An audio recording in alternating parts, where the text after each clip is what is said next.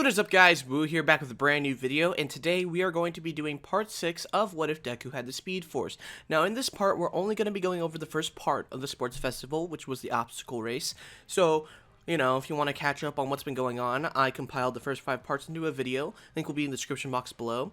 But to save some time in this video also, we are only going to be going over the details pertaining to Deku to save time. So nothing about other fights or anything like that, or any other person's point of views. It's only going to be Deku's point of view and everything like that. So with that out of the way, let's get this started. Deku hears Midnight yell go and proceeds to activate his quirk. He sees time slow down and starts to sprint, dashing past his classmates, making great progress, and then all of a sudden, he sees something coming at him from the right, and barely dodges it, telling himself mentally to not let the confidence that he's been getting over the past few days get the better of him since he almost got hit by something.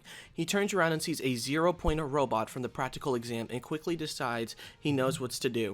He runs around in circles as fast as he can, creating a tornado. It starts to form very fast. Deku, pushing his speed limit, goes faster and faster, and the tornado gets strong enough to lift the 0-pointer robot in the air.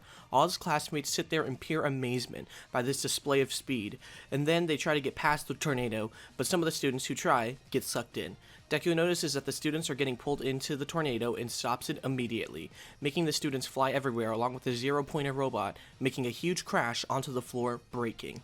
Everyone is in amazement at this display of skill, and even though they still keep trying to go, ignoring everything Deku just did. Deku decides to take a quick 20-second break since he didn't expect the tornado to take that much out of him, and then runs on. He takes a quick stop after seeing the next obstacle, however. He sees a huge area with large gaps between each pillar and starts to try to figure out what to do. He looks to his left and sees Ochako using her quirk, levitating herself, letting herself float onto the next pillar, and then doing it again. And he thinks of an idea. He runs a little bit back to the start of the race and then runs as fast as he can until the edge of the land that they're on, and then takes a huge jump, landing on one pillar, and then lifting himself off again with the other foot, landing on the other end of the pillars, excited that it was successful. He had this triple jump idea he had thought of since he remembered seeing lots of triple jump videos in order to research his speed and how to keep momentum for his running. Then he keeps running. He starts to realize that he's falling behind since he heard Todoroki and Bakugo got to the final part of the race. Then he reaches it himself, seeing that they got there not that far before he did, since they're only about a fourth of the way through it.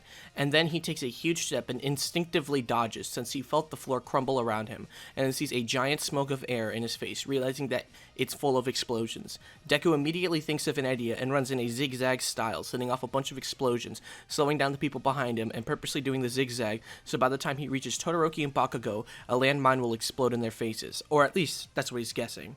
This works, and Todoroki and Bakugo are taken back for a few seconds.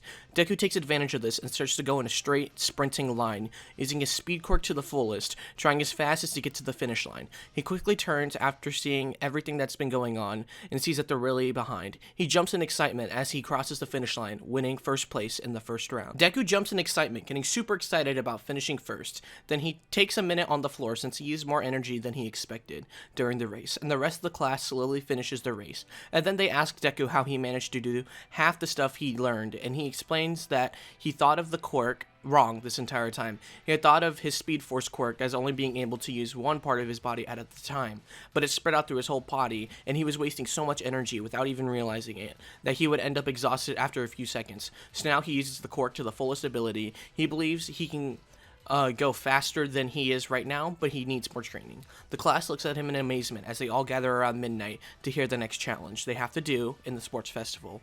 Midnight announces that they're going to be doing the cavalry battle and explains how the rules work, and that Deku has the highest amount of points since he won first place in the obstacle race. Deku looks in worry since he knows that everyone is going to be after him in order to advance to the third round. He panics as no one really wants to team up with him, but then a girl with pink hair asks if he wants to team up with her. He almost immediately says yes, and then asks for her name. She replies saying her name is Mei Hatsume. Shortly after, Ochako asks to join the team, and Deku agrees with that as well. He struggles to think of a last teammate until he finally comes up with one. He walks up to Ida and explains the plan that he has, which is using both their speed quirks to just keep running away from other groups until the time runs out, making sure they all advance to the last round. Ida smiles, saying that's a great plan, but if he wants to prove himself, he has to be against Deku, as he slowly walks to Todoroki's team.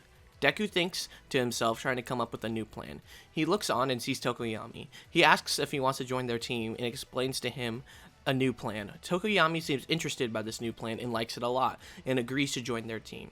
As they get themselves set up, Mei Hatsume mentions her tech that she has and gives some of it to Deku, telling him what they do and shows him a jetpack and shoes that hover, so they keep themselves in control when they're in the air.